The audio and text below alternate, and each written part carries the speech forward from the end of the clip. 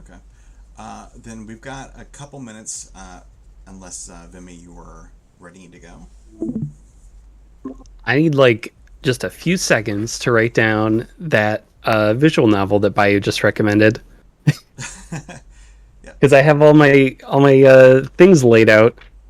So I just have the one window open and I can't open up Steam right now. There we go. Juniper's Knot. Gonna check that out too. Okay. Well, whenever you're Uh, ready to get started, you're good to go. all right. Yeah, let me share my screen.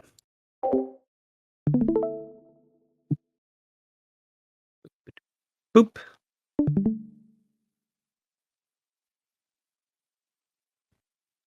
Give everyone just a few seconds to make their way over to this.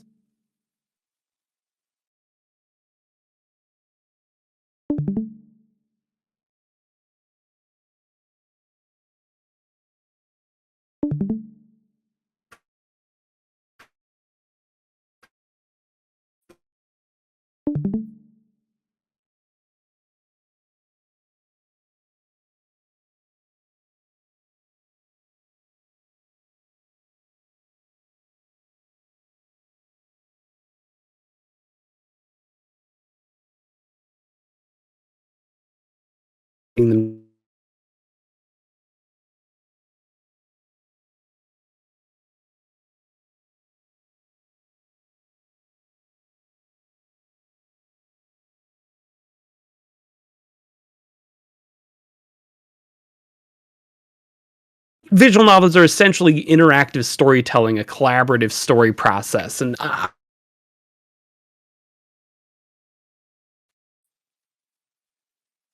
uh, so visual novels have become that collaborative storytelling methodology thing only after decades of game devs learning from previous narrative games, and as such, still fall into many of the same genre trappings that existed since 1976's Colossal Cave Adventure. We all know that classic. I've never played it, but there's another interactive storytelling format out there: improv. Improv also tackles interactive storytelling, but from a completely different direction. Instead of a game, it's a performance. And this might seem like a minor distinction between a game and a performance, but it has led to vastly different ways both of these mediums have approached interactive narratives. Someone can't see my slides, apparently. Can everyone see my slides? All right. All right, cool. Uh, and it's, man, that was like the worst time to get distracted, too. It has led to vastly different ways both these mediums have approached interactive narratives, and it's worth looking at what we could make if we take what they've learned separately and bring them together. Hi, I'm Matthew Vimislik, aka Vimi. I very easily get distracted by chat, but I also have a decade of experience making games for companies like Nickelodeon, Atari, and Disney, and I've made a few visual novels on my own that I've gotten a bit of recognition for over the years, with another one, Tomb Gamer, currently in progress. But I also have a few years under my belt performing under a few improv troupes where between rehearsals, classes, some of which I've taught, workshops, close to 100 live performances, and one embarrassing minor TV role, I have easily 1,000 hours of firsthand experience with improv, and I want to share what I've learned. So first, let's see what a visual novel might look like if it were translated directly into an improv show format. Since the player is a character in the visual novel, we'd probably interpret them as one of the actors on stage, and you, as the game designer and writer, would be the other actor on stage. The player has a limited number of responses they can make to you during a scene, and if and of these any of these choices can be wrong, and the show will end badly if they chose poorly. As an experienced improviser, I can say this is an absolute nightmare scenario. Although there's always a risk of a bad improv show, if the ratio of good improv shows to bad improv shows were the same as good endings to bad endings in visual novels, improv would be considered even lamer than it already is. But that doesn't mean that visual novels are bad, it just means they have different genre conventions that don't translate that well to a stage performance. For instance, in visual novels, the player is often the main character.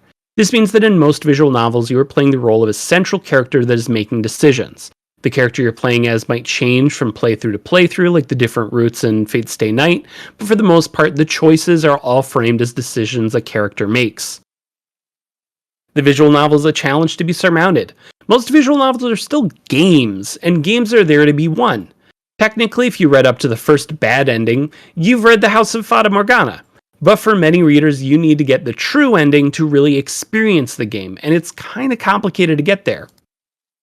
Pass failure states for decisions and perfect route are two elements that you'll most frequently see with visual novels with lots of choices. Sometimes those choices can be pretty well telegraphed, and other times you're making some pretty wild guesses as to what the right decision is, but most visual novels have a perfect route, where if you make every correct decision, you get a true ending.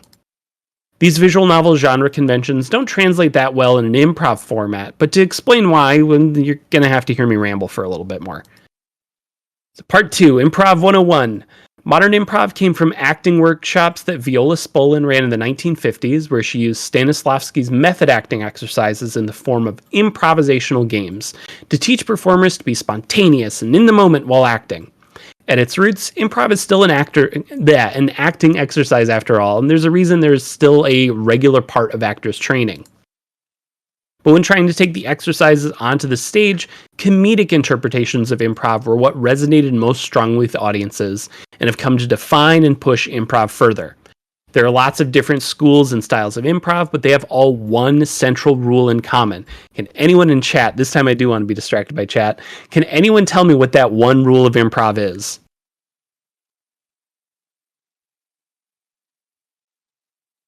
Nothing? Nobody?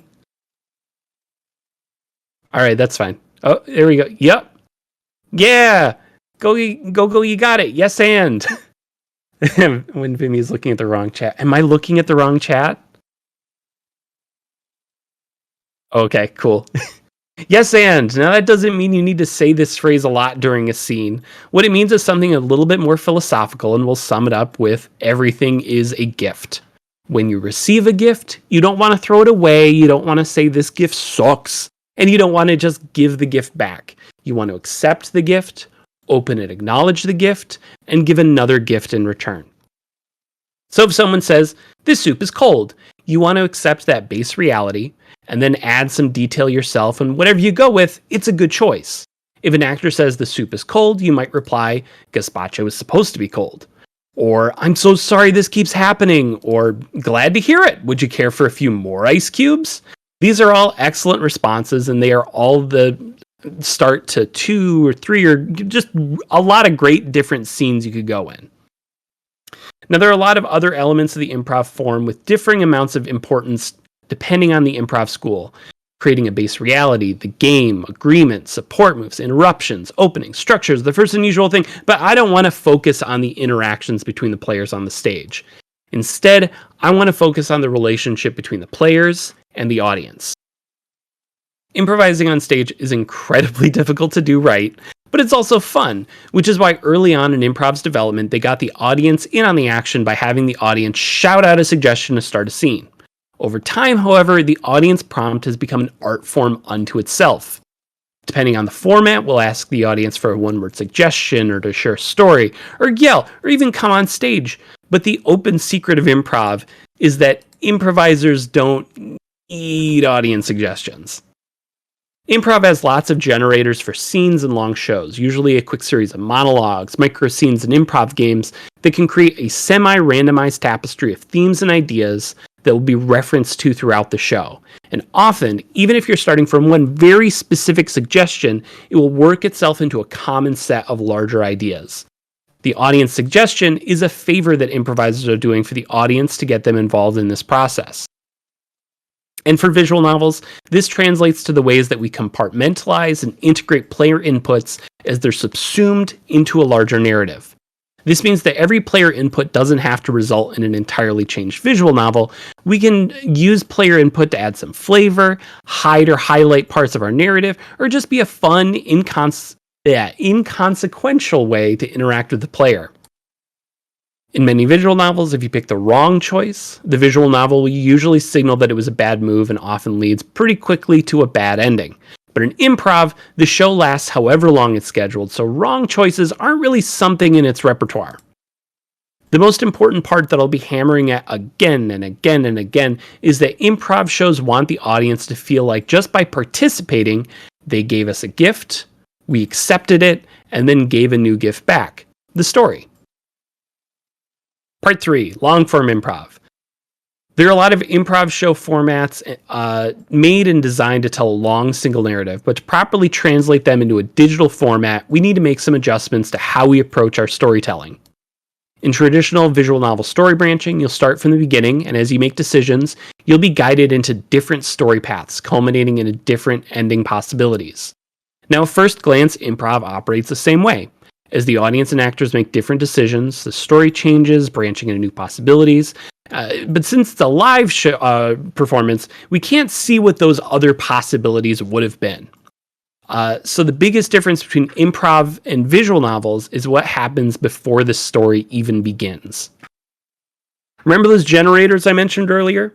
With a single word suggestion at the beginning of the show, the improvisers are all generating unique ideas and themes that branch off of that central seed. Even if you're starting from the same central seed of what is at the end of the universe, your show could focus on the journey to the end of the universe, the discovery of the end of the universe, or what the end of the universe represents. To replicate this spontaneity of the live improv performance, where an entire show could go in wildly different directions, it requires a fundamental shift in how we approach our storytelling methods. Modularity. We need to create several narrative story blocks that can be used interchangeably that we can tactfully assemble to create a full narrative. Now, when I say a full narrative, I don't mean it's always a single cohesive story. Many improv shows operate more like anthologies, where we explore different characters and scenarios that all reflect the central themes that we established in our generator. Now, we very rarely just create entire narratives this way from scratch. Improvisers use long-form improv formats to connect these scenes together. Again, not all of them need to be in an anthology format, and in practice you may just be swapping out sections of a more linear narrative, but using these formats as story templates are a good way to build more interesting narrative story structures. For instance, The Herald is the classic improv show that fits best with an anthology theme. Now, I'm really simplifying the format, but you're essentially seeing 3 different stories divided into 3 acts, played out in a staggered sequence. You see Act 1 of each scene, then an interlude scene, then you see Act 2 of each of these stories, then another interlude scene, and finally in the shortest segment you see Act 3, the climax of each of these scenes, but characters and elements from each of the 3 different scenes bleed over into one another. Translated into a visual novel, let's imagine a visual novel set in a Japanese high school. I know, super hard to imagine, but we'll start from there. So we'll start with a generator scene where the player can establish what themes or ideas interest them the most. The game selects any characters that have tags related to that theme and staggers their individual Act 1 and Act 2 scenes.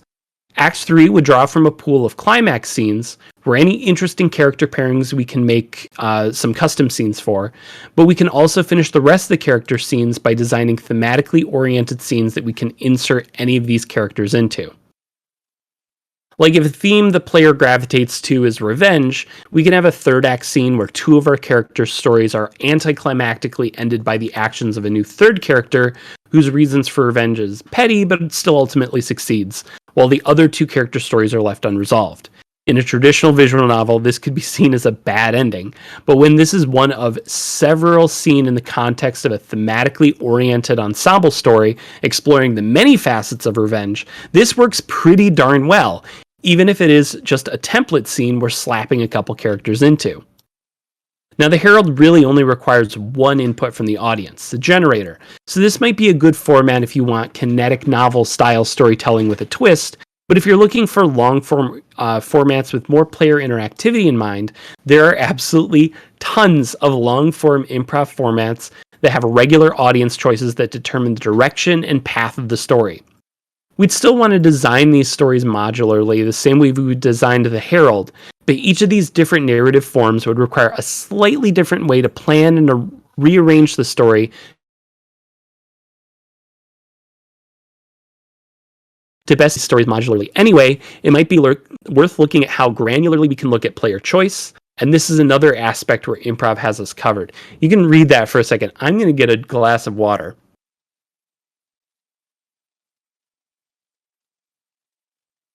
Oh, water. Delightful. Short form improv games, part 4. Now, you might recognize this format from the hit show Whose Line Is It Anyway?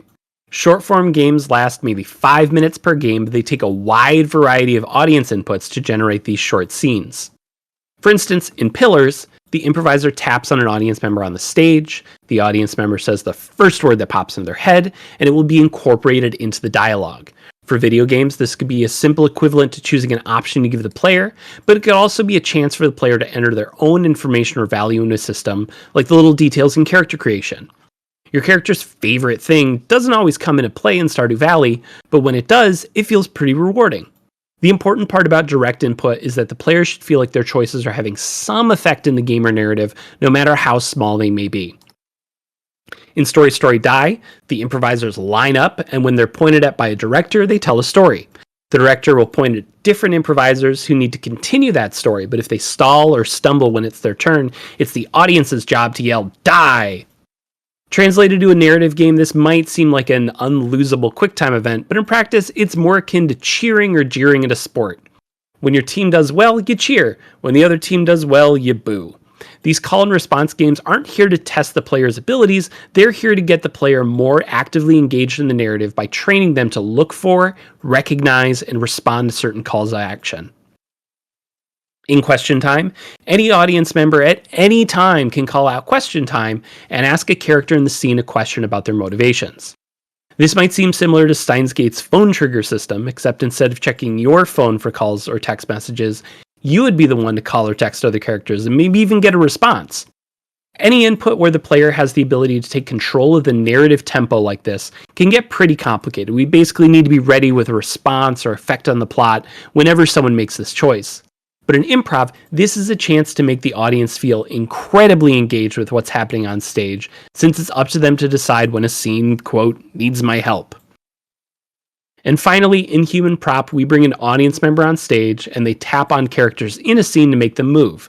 The actor's job is to justify these actions that the volunteer is making them do.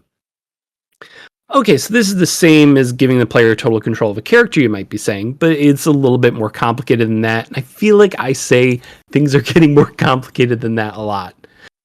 In most improv games, we can't really give an individual audience member total control over a scene because we're still trying to make it fun for the rest of the audience to watch. So we intentionally give the audience member a task that gives us a lot of freedom to parse and interpret the instructions we're given, and then act on that input in the most entertaining way we can. Nina Freeman's game, How Do You Do It?, is maybe the most one-to-one version of moving bodies I've ever seen. The player is an 11-year-old girl trying to figure out what sex is, and the only input the player has is rotating each of the dolls independently and tapping them together. There's no win state. The player is merely given a range of possible inputs, and the game responds to whatever combination the player selects. It is really engaging. It's a fun little game. You should try it out sometime. Now, there are lots of other input types, and personally, I feel like even putting them into categories like this diminishes what makes these individual games unique. I think it's way more fun to look at different short-form games and try to imagine translating them to fit into your own narrative. But it's not just a matter of how the player interacts with these input systems. We want to encourage how much the player interacts with them. By using a version of dynamic difficulty scaling, but applying it to these interactive narrative games, we can get players into a sweet spot where we train them to engage with your visual novel even more. For instance, in the short-form game More Awesome, any audience member at any time can call out More Awesome, and the improvisers must change their last line or action so it's More Awesome. If the crowd is on the quiet side, you want to prompt them to participate by purposefully saying something not awesome. I just bought a used 2012 Ford Fiesta, which, come on, it's pretty boring. So the audience gets a very big hint that they should shout, More Awesome! And then you'll immediately reward them with, I bought the Millennium Falcon! I shouted that really loud. But if the crowd is already into the game and participating regularly, you want to play with them a bit more. Purposefully hold back on your more awesome choices so the audience has to yell more awesome more often in quick succession to get satisfying results. I drove my Ford Fiesta, more awesome. My fully loaded Hummer H1, more awesome. My Millennium Falcon. And sometimes, if the crowd is too into it, getting into the habit of saying more awesome, you can start bucking audience suggestions in a lateral move. Maybe the only thing more awesome than the Millennium Falcon is the Auburn 852 Hot Wheel your grandfather gave you for the last Christmas you had together as a family. For audience members that want things to get continually bigger, this could be considered a punishment, but I like to think of it as a way for the storytellers to reassert their level of control over the narrative. Now, when you say that, when you use these improv games in a show, you usually have some sort of game show-esque meta-narrative to connect them together instead of an ongoing narrative. Trying to remember all the details that emerge from these frantic improv games to use for ongoing narratives is honestly too hard to do on the fly on stage. After all, can you remember the name of the model car in the last slide? Anyone remember the name of that car? No? No? All right. Well, luckily, we're not making it up as we go along on stage. We're doing it in a visual novel. This is an instance where we might not be able to take advantage of the limitless creativity we have at a live show, but we can more than make up for it by having the computer remember and re-implement all the details we generate over a session. So for part 5, improv versus visual novels, I want to highlight some of the genre elements of visual novels that don't translate to a performance and take advantage of the things that machine-assisted narratives provide. In the improv show as visual novel, the player acts as an observer and the player acts as an observer and influencer on the plot instead of a character in it. Yes, I am talking really fast. It is very hard to take notes. Don't worry about it. Video's coming out later. I thought about this. It's very dense. There are so many slides coming up still. This visual novel is a story to play with instead of beaten. No, I'm not going to ignore chat because that's what this presentation is about. I am getting different varieties of inputs from the players. Almost like it's a call to response that I've been doing this entire time. In this visual novel, we want to encourage players to make choices they find interesting instead of punishing them for making wrong decisions. And finally, every ending is a good ending and have even weight instead of the classic true ending. Remember, you want every improv show to feel satisfying. Meanwhile, here are things that will have to differ from live improv to fit in a visual novel format. Spontaneous content versus planned content. There's an element of suspense during a live show when it comes to improvised plot lines, but with pre-planned content, you can adjust every possible narrative to your liking. One format at a time versus multi-layered formats. In improv, it's hard enough collaboratively making up a story on the fly, much less also having to remember the rules of a short-form game. But with digital tools, we can use short-form games interspersed within long-form formats, and you can even stack some short-form games on top of one another. It's hard, but you can do it. And as an offshoot of that, human memory versus machine memory. An improv actor is limited with how much they can remember during the course of a game and over the course of a whole show. But with programs, they can recall anything established by the player or designer. And finally, audience soft lock versus gameplay hard lock. If an audience wants to shout more awesome forever, you can't stop them. You can ask them not to or kick them out of the theater in rare cases, but in a game you can literally set the exact terms in which the player can interact with your game, and usually in a far more intuitive manner. So now that we have all these differences in mind, I'll make an improv show as a visual novel. And to keep things from getting too nebulous as I'm describing it, I'll get fairly specific with the format and genre. So let's say we wanted to make a survival horror visual novel. Since we have a wealth of improv format templates to pick from, let's pick a long-form show that works well with this sort of narrative. Can any of you guys remember any of the long-form formats from earlier? That was like an hour ago. I'll go with Chase the Squirrel, where we'd start with a character, have them enter a scene with a second character, and at the end of the scene, the audience chooses which of the two characters they want to follow. And a whole show is just this. So with this survival horror game, we'd start with a generator scene that both provides exposition to set the stakes and introduce the narrative, but through a series of prompts for the player, we'll determine which characters the player starts with, but we'll also determine on the back end the entire story path for the visual novel. Who lives, who dies, and a series of possibilities for the story's end. Now, this looks really content heavy, but these squares just represent the expansion of that binary choice the player will make through the narrative. The block with the new character will pull from their introduction scene, which will correlate with a specific death trap, and we'll set that up so different characters can integrate into the scene, pooling from a combination of generic dialogue, narrative dialogue, and some unique interactions depending on what other characters they are speaking to. If you make this supplementary to other scenes and traps generated from player suggestions, a dozen different characters could result in thousands of different paths the visual novel could take. Now keep in mind, we want the player to actively swap between characters. Remember, we want that dynamic scaling. So we want to create incentives for them to do so. Making each new trap a character introduction could get players to gravitate to the new characters, but you can also just lock a character path out if you selected them too many times. For some of the trap scenes, instead of just a kinetic narrative before deciding who to follow, we could use an improv game to set the pace of the show. Maybe a game of question time where you can grill the characters for their motivations, or pillar if the character needs to come up with some lies quickly on the spot.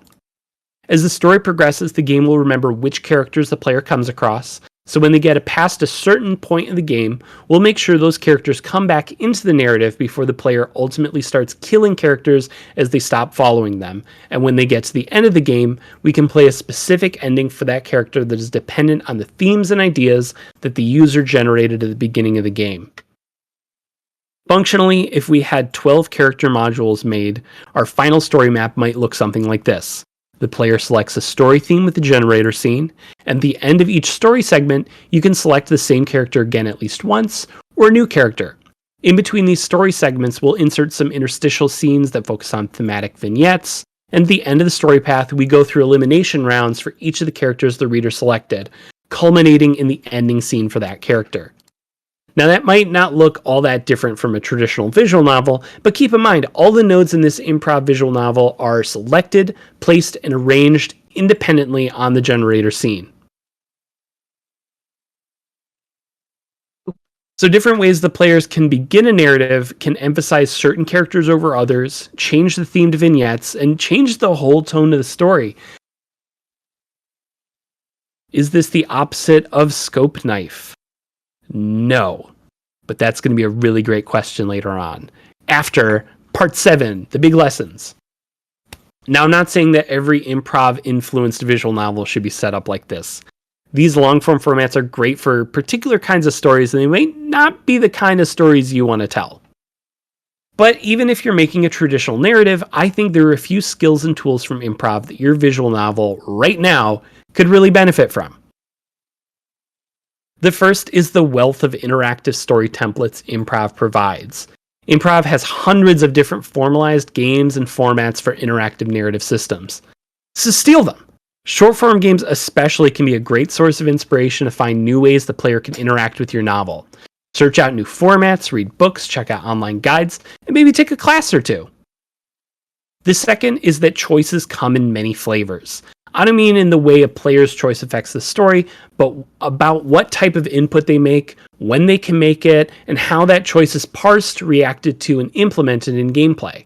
It's worth taking advantage of all these different methods to diversify the ways the player interacts with your game. And finally, every decision the player makes is a gift. If the player is actively reading your story, you want to encourage them. Now, this doesn't mean your visual novel can't be a challenge, but you want to balance your visual novel so even when they make bad decisions that lead to bad ends, you still want to reward them with interesting possibilities from failure. So now I'm going to be reading the chat. Feel free to ask some questions, but in the meantime, I'm going to tell you to check out my YouTube channel where I make Ren'Py tutorials, and I've been doing some videos on just general visual novel design game theory, and I'm probably going to make this talk into like a series of videos later on. So yeah, feel free to ask some questions. I think I have like, do I actually even have time?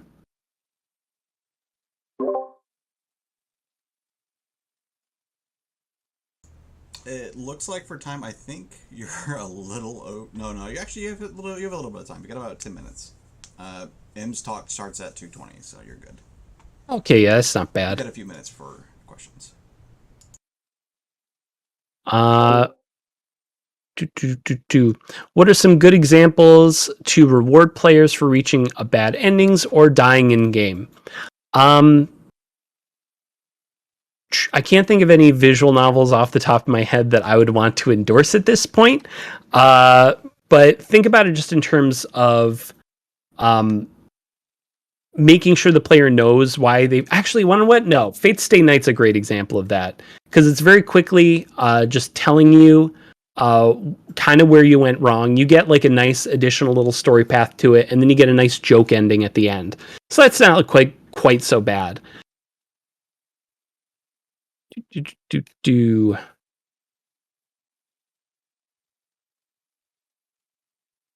Did that even answer that question at all? Oh, Henry Stickman rewards you for screwing up, although it's not strictly VN. I will still add that to my little list.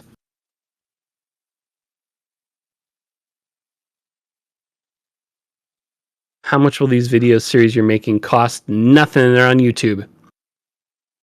How do you feel about gag endings that break the rules of the universe? I mean, that's pretty much what most improv shows end up being at the end. So I'm totally fine with it. But that's entirely dependent on the tone that you're going for. I think in Fate Stay Night, they kind of draw a really good balance there. But yeah, I don't know. It's fine.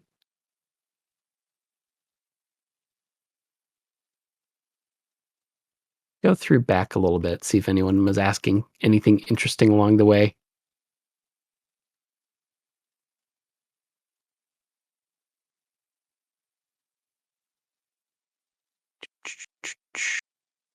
It'd be pretty epic if this whole talk was secretly long form improv. I mean, I wasn't making it up at all as I went along, so probably not. Would not be considered that. I'm interested in taking an improv class, but do you think virtual improv is possible if I'm not able to go in person? Since the pandemic, a number of improv classes have gone virtual. I can't endorse any of the ones that I have seen. I don't think they've turned out all that great. You can pick up books on it, honestly. Virtual improv can also be called Jackbox. Actually, I was playing a Jackbox game yesterday with a whole bunch of workmates, and I think that they do not play with the audience in the way that improv works best. A big point, and I did not go into like the player to player side of this at all during this talk, but a big emphasis on making sure that anything that you contribute to the story is something that someone else in the production can kind of pick up from.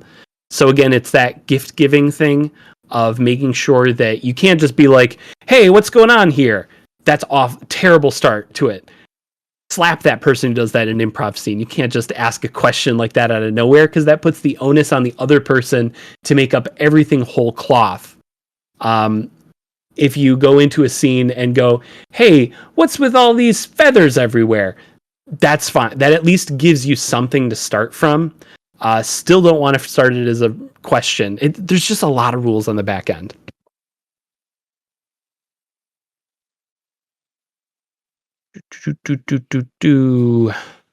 Some players will avoid bad endings if they cause the main character to do terrible things. It's fine if people ignore them. There's a question mark at the end of that, so that made me think it's a question.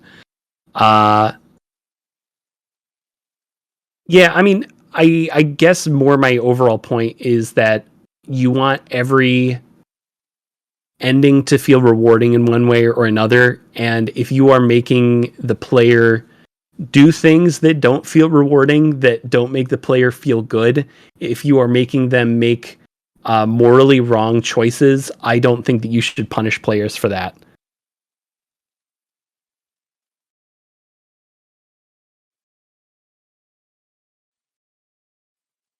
so long ago. And then some modern games have quick time events that are pass fail. Game ends if you press the wrong button.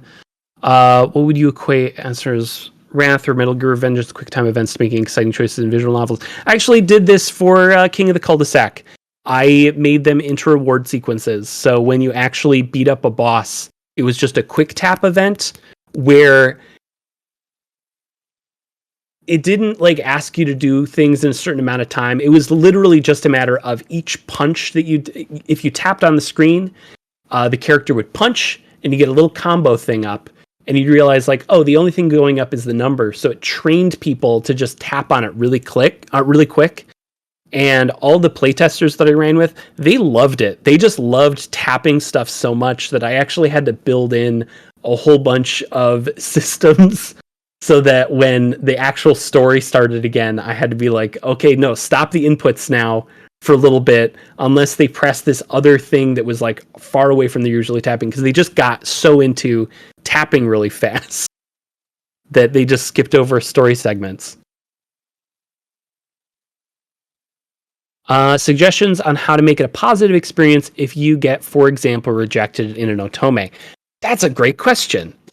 Yeah, turn it into a story. Like, make it like a legit story ending. Oh god, I hate that so many examples I think of are people that I don't think are great. So the first romantic comedy was a Woody Allen film called Annie Hall, and the romantic comedy did not end with Annie Hall and Woody Allen's character like getting married at the end or anything. It was about the breakup, and it was about like at the end, literally Woody Allen just made this monologue on like, we went into entirely different directions, but everything turned out okay. Like just having that sort of ending where it's like, hey, I might have not, married this girl in the end. We might have not been like soulmates, but everything turned out fine. This is what I learned from her. That's still like that's a great way to end a story. Claybreak calls the ending of Florence for the last. Ooh, I don't want to spoil the ending, but yes, I also very much love the game Florence. That's a really great game. I'm just going to type that in. Read Florence. Let's see here. Okay. Yeah, I think that's pretty much all the questions. All right. Yeah, pass it back to you, Nye.